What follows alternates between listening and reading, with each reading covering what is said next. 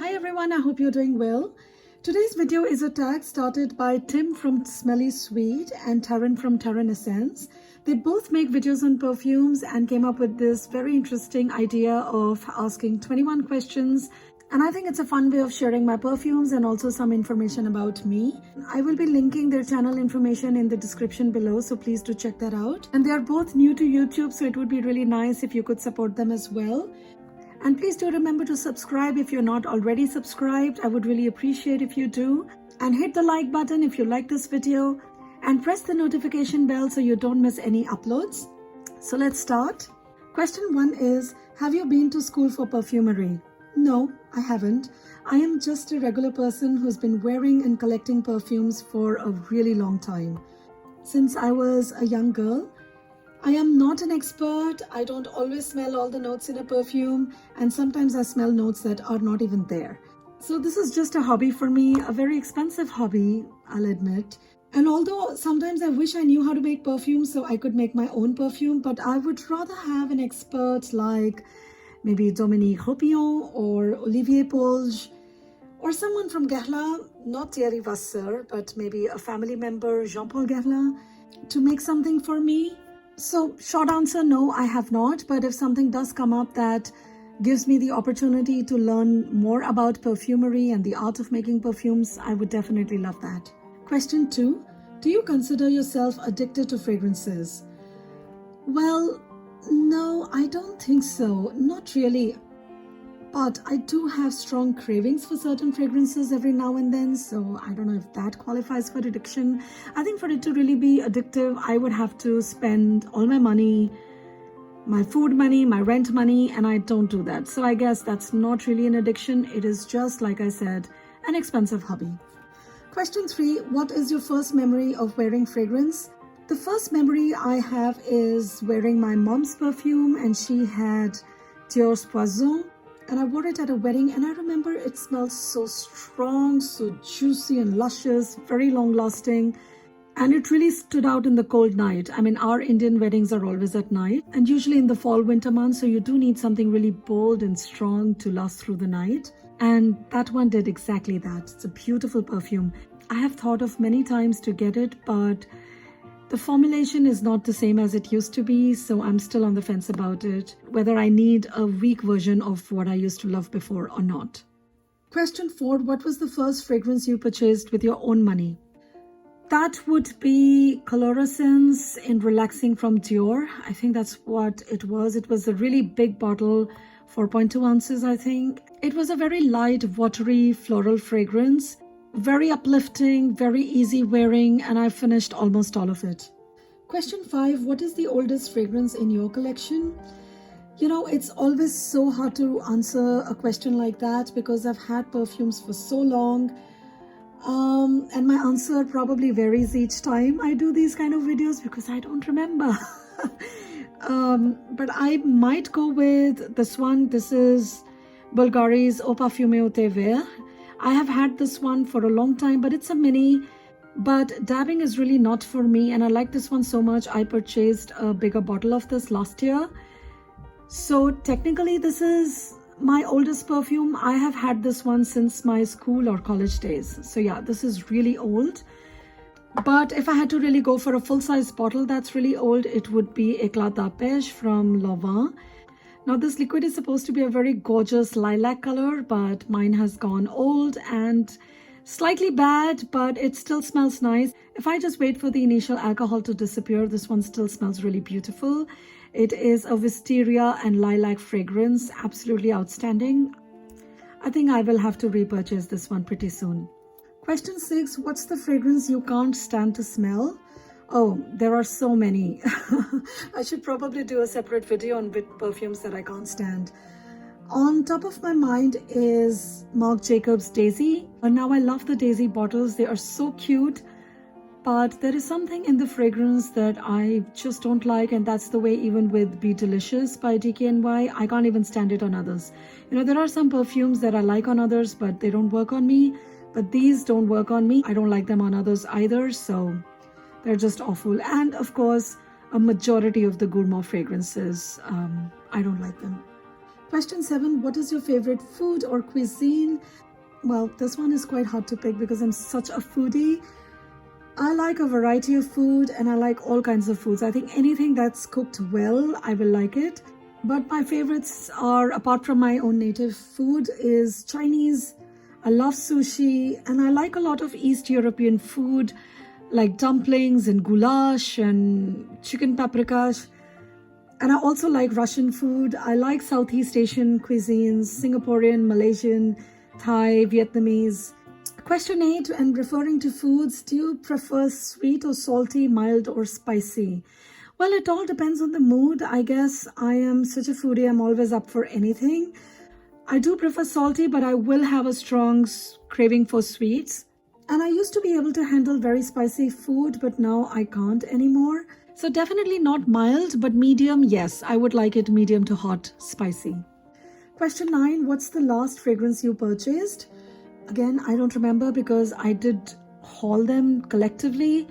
So there was a bunch of fragrances that I ordered, but I think the one that I think was the recent most is Ombre Nuit from Maison Dior. This is a really beautiful amber fragrance. It's also very spicy, quite intense, quite sensual, and quite beautiful.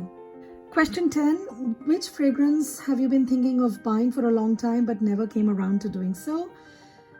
So there are so many fragrances like that, but I'm going to go with some fragrances that are discontinued now that I wanted to and I should have got, but now I haven't.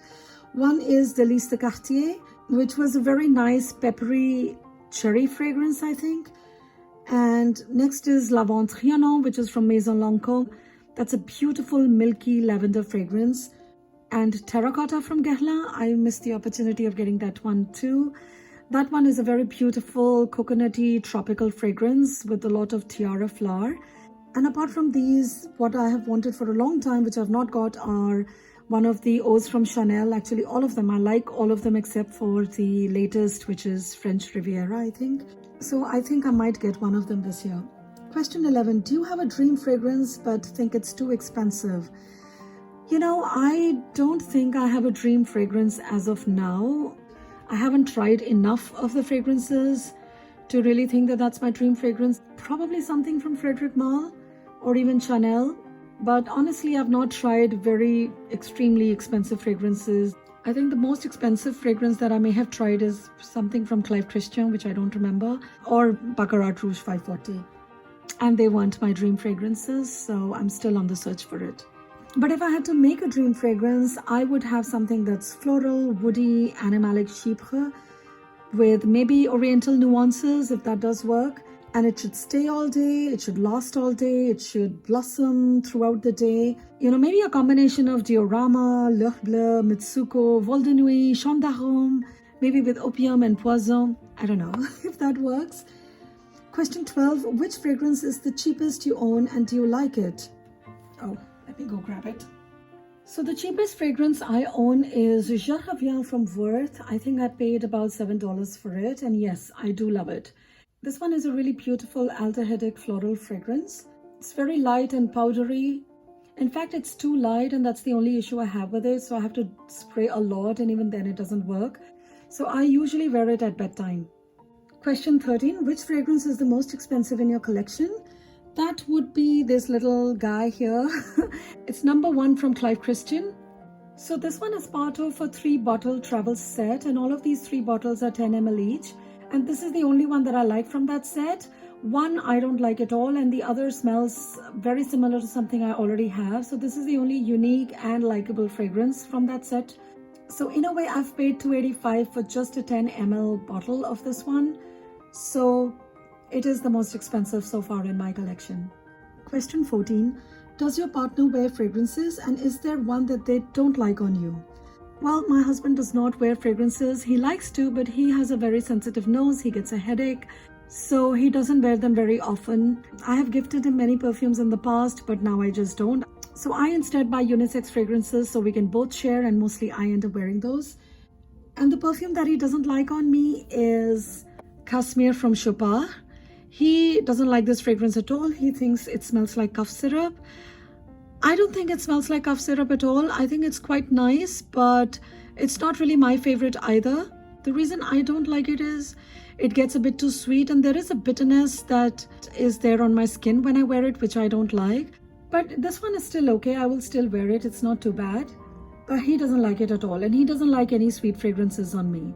Not that I have too many, but when I try or I do have a couple of sweet ones, he doesn't like them at all. And the next question is, and it's pre-pandemic, is it common or rare in your area for people to wear fragrance? Well, it's hard for me to answer that even pre-pandemic because I don't smell a lot of perfume on people. Sometimes I do, but mostly I don't. And I don't think that it's because people are not wearing fragrances. I think because I can't smell them. But people who are close to me, my family members or my friends, most of them don't wear any fragrance on a daily basis. They might wear if we meet up for dinner or some special event, but not on a regular basis. Question 16, do you prefer coffee or tea? Tea, of course. I love Earl Grey, I love English breakfast and Irish breakfast, but my favorite is my Punjabi chai. It's my grandfather's recipe. It cures a lot of ailments and it's made with a lot of spices like black cardamom, ginger, anise seed and basil leaves.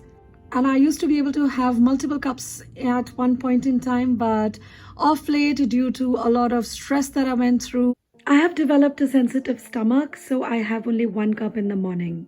Question 17. Do you wear fragrances marketed towards the opposite sex? Well, to be honest, I don't wear any men's perfumes. Not because I don't want to, but because, like I said, my husband is not much into them. And also because I do prefer women's fragrances a bit more.